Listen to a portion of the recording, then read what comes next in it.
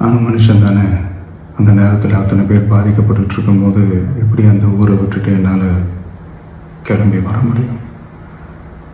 நான் திரும்ப அங்கே போகணும்னு இருந்துச்சுன்னா அதை ஒரு காரணம் காட்டி அங்கே வேறு சில பதட்டமான சுச்சுவேஷன்ஸ், வேறு சில அசம்பாவிதங்கள் அந்த மாதிரி எதுவும் நடந்துடக்கூடாதுன்றதுக்காக தான் நாங்கள் அவாய்ட் பண்ணோம். இந்த நேரத்தில் சொந்தங்களை இழந்து தவிக்கிற அத்தனை குடும்பங்களுக்கும் என்னுடைய ஆழ்ந்த இரங்கலை தெரிவிச்சுக்கிறேன். எனக்கு தெரியும் என்ன சொன்னாலும் இது ஈடையாகாதுன்னு எனக்கு தெரியும். ஹாஸ்பிட்டலில் ட்ரீட் பண்ணிகிட்ருக்கிற எல்லாருமே சீக்கிரமாக க்யூர் ஆகி வரணுன்றது இந்த நேரத்தில் நான் வேண்டிக்கிறேன். கூடிய சீக்கிரமே உங்கள் எல்லாரையும் நான் சந்திக்கிறேன். இந்த நேரத்தில் எங்களுடைய வலிகளை, எங்களுடைய நிலைமையை புரிஞ்சுக்கிட்டு எங்களுக்காக பேசின அரசியல் கட்சிகளை சார்ந்த நண்பர்கள், தலைவர்கள் அனைவருக்கும் என்னுடைய நன்றியை தெரிவிச்சுக்கிறேன்.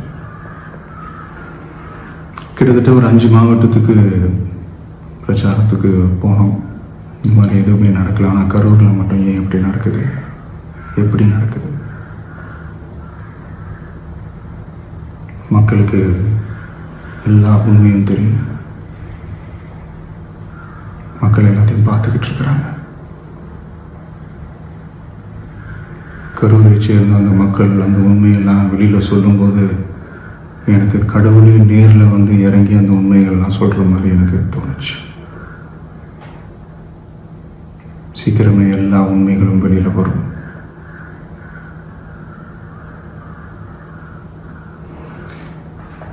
எங்களுக்கு தரப்பட்ட இடத்துல நாங்கள் போய் அந்த ஸ்பாட்டில் நின்று நாங்கள் பேசிட்டு வந்தோம். அதை தாண்டி எந்த தவறும் எங்கள் சைடில் நாங்கள் எதுவுமே செய்யலை.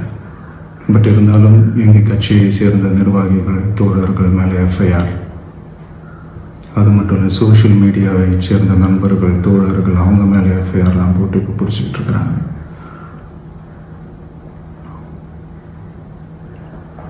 சிஎம் சார்,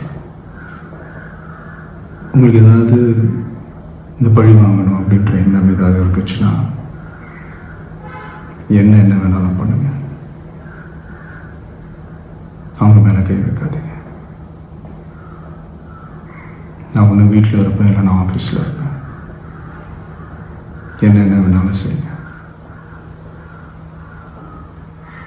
நண்பர்களே, தோழர்களே,